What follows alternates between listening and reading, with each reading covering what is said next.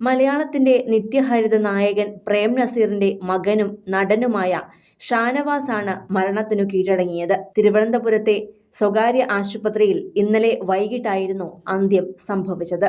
കുറച്ചു നാളുകളായി വൃക്കരോഗം ബാധിച്ച് അതിന്റെ ചികിത്സയിലായിരുന്നു നടൻ.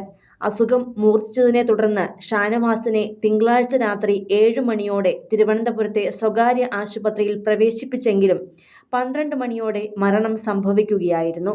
വഴുതക്കാട് ആകാശവാണിക്ക് സമീപം ഫ്ളാറ്റിലായിരുന്നു താമസിച്ചിരുന്നത്.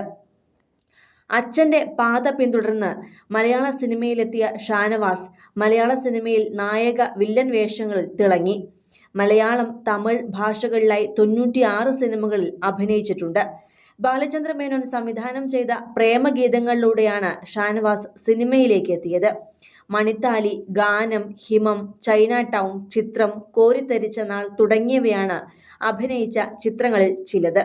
ഇവൻ ഒരു സിംഹം എന്ന സിനിമയിൽ ആദ്യമായി ഉപ്പ നസീറിനൊപ്പം അഭിനയിച്ചു. തുടർന്ന് 7 സിനിമകളിൽ ഉപ്പയും മകനും ഒന്നിച്ച് അഭിനയിക്കുകയും ചെയ്തു. അതേസമയം ജനഗണമന എന്ന സിനിമയിലാണ് ഷാനവാസ് അവസാനമായി അഭിനയിച്ചത്.